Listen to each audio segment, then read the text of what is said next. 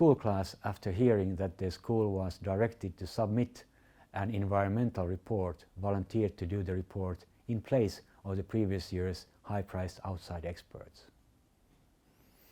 The school accepted their bid and the report was submitted and accepted by the government officials, becoming much more than just an educational exercise for the kids. Learning was something we usually call work in this case. A kid heard another example from his teacher that many schools in Africa lacked clean water and proper sanitation.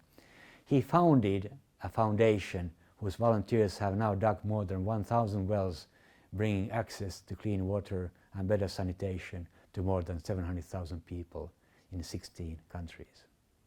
Now, what are these young people really doing at school? Are these kids learning, or are they working, or are they doing something else? Is it something new, something that does not have a name yet? Now, before the internet and efficient mobile communication devices, most professional occupations required competencies that in most cases had accumulated over years. This education and experience base was used to retrieve answers from memory and to independently solve situations arising at work. Knowledge was seen situated in the individual, and learning was something that preceded work. Work itself, the industrial process, the transformation from raw materials to products, was a linear sequential chain of predictable acts. The problem to be solved was known and well in advance, and the solution to the problem was clearly defined.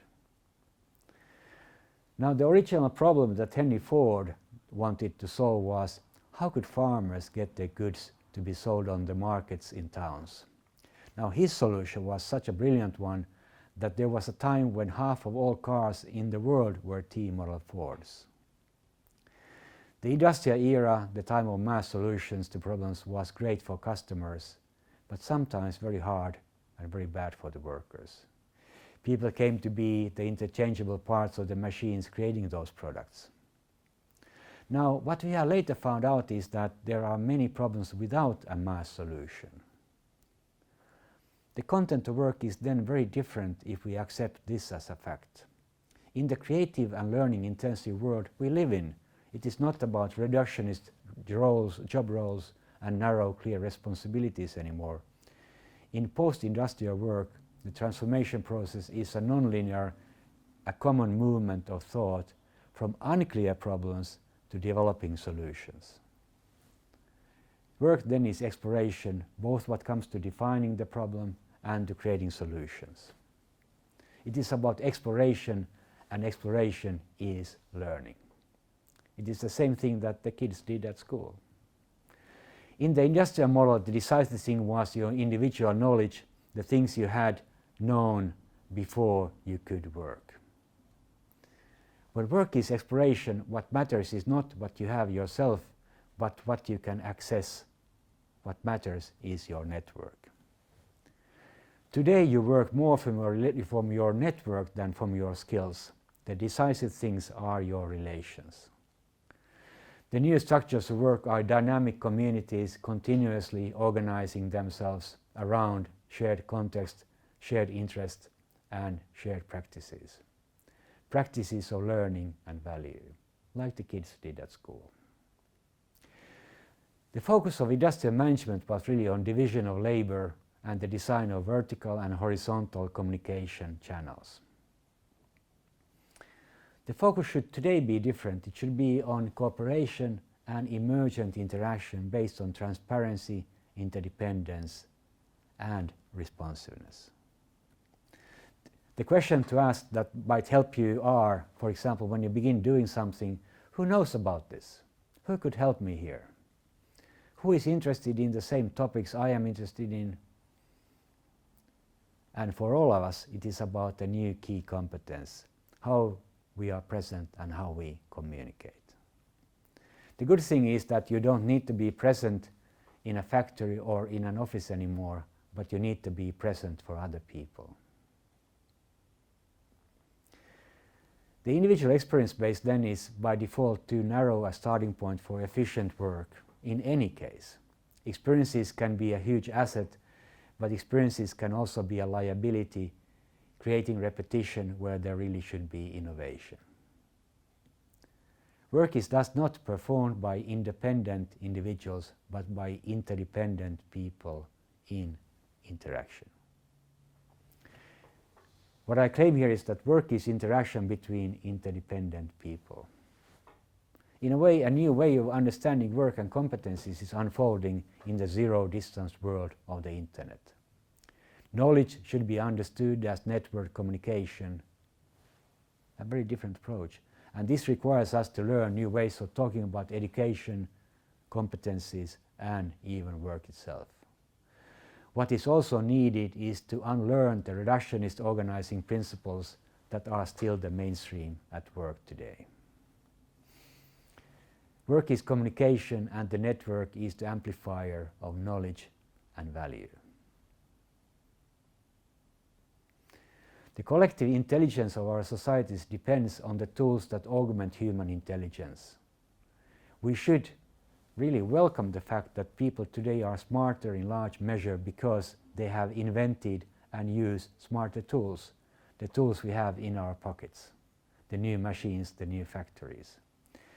Making tools to support us solve problems is what human beings have always done, so it's not different. But what the first industrial revolution did was to democratize consumption through much lower prices than ever before. What the present revolution is doing is to create a revolution when it comes to production through much lower prices of our tools, the factories we carry in our pockets. The production capacity of a smartphone cost over 1 million 10 years ago. The price was 10 million 20 years ago.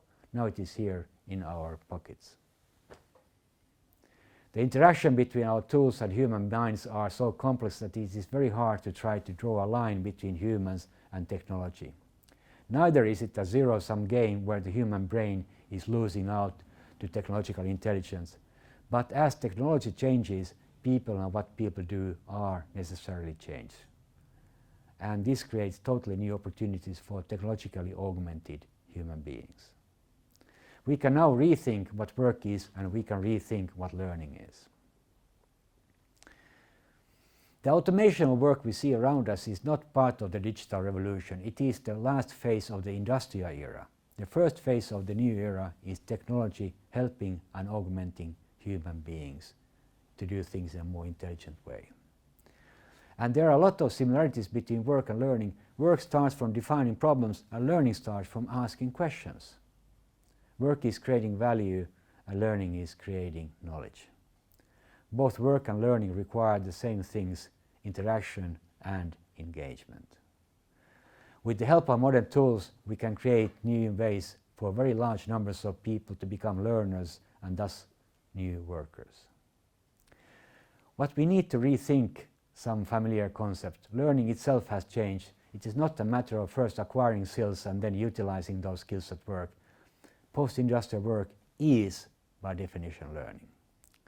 Now, success in life has been seen as being governed by two concepts: skills and effort, how bright you are and how hard you work. Recently, researchers have claimed that there is a third and decisive concept. It is the practice of lifelong curiosity.